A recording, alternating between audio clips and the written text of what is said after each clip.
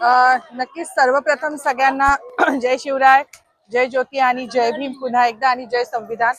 जसं तुम्ही म्हणाला की 14 तळ्याच्या सत्याग्रहाला 99 वर्ष चालू झाले, म्हणजे माणूस पण आज बाबासाहेबांनी मिळवून दिले। असे अनेक सत्याचे अग्र धरून अनेक सत्याग्रह त्यांनी यशस्वीच केले आहेत आणि आज त्यांची लोक आपल्यामध्ये सामील होत आहे, म्हणजे हे आपलं यश आहे, त्याला नाकारता येणार नाही।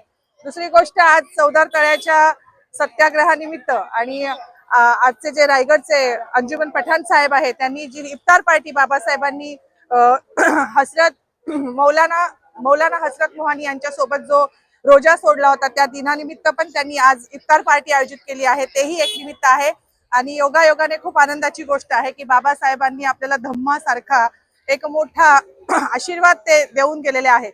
तर धम्मामध्ये कुठल्याही कर्मकांडाला महत्व नाहीये आणि मुळात कर्मकांड हा माणसाला अधोगतीलाच घेऊन जातो। काल परवाच आपण सिन्नरची एक बातमी ऐकली, जी आता लेटेस्ट आहेत, खरात म्हणून कोणी एक व्यक्ती आहे।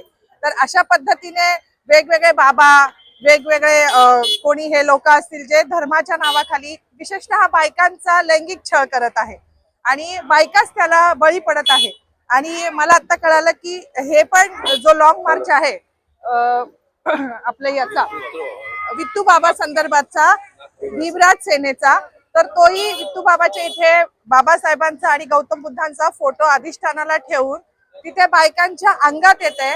मुळात जी गोष्ट माणसाला अधोगतीला नेते, मुळात जी महिलांच्या विनाशाला कारणीभूत आहे, त्या गोष्टीला खतपाणी घालण्याचं काम आजही लोक करताय। आणि आता किती दिवस चालणार आहे? म्हणजे बायकांना हे समजत नाहीये की आपल्याला शिक्षण मिळालं, आपल्याला संविधानाने कायदे दिले, तर त्याचा आपण वापर केला पाहिजे आणि कुठल्या तरी भोंदूगिरीला म्हणजे कारणीभूत ठरवून त्यांनी स्वतःचा आणि समाजाचा ऱ्हास नाही केला पाहिजे। कारण महात्मा ज्योतिबा फुले सुद्धा म्हणायचे की एक स्त्री शिकली तर संपूर्ण कुटुंब हे साक्षर होतं। अगदी त्याच धर्तीवर जर स्त्रिया ह्या नको त्या मार्गाला, कुटुंबाला वेगळ्या मार्गाला घेऊन गेल्या, तर परत एकदा आपण पुन्हा त्याच चूल आणि मूलच्या पठडीत जाऊन बसू। आणि हे जर नको हवं असेल तर मला असं वाटतं की अशा रॅलींमध्ये मोठ्या प्रमाणात आपण सहभागी झालं पाहिजे। आणि बुद्ध काय आहे? कर्मकांडाला छेद देणाराच बुद्ध आहे। म्हणूनच आज आपण बघतो की बुद्धांना पण संपवण्याचा या देशामध्ये खूप मोठा त्यांचा हे चालू आहे, हेतू चालू आहे। कारण इतर देशांमध्ये जर गेलं तर हा देश बुद्धांचा म्हणूनच ओळखला जातो।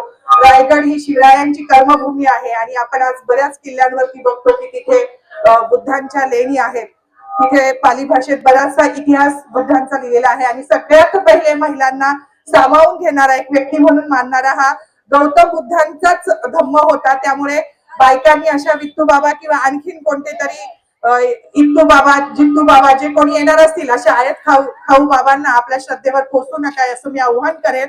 आणि यांच्या ह्या कामाला आज मी खूप साऱ्या शुभेच्छा देईल।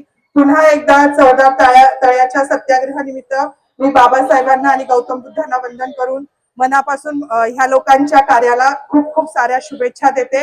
मोठ्या संख्येने अनुयायांना त्यात सहभागी होण्याचं आव्हान करते आणि पुन्हा एकदा जय शिवराय, जय ज्योती, जय भीम आणि जय संविधान। धन्यवाद।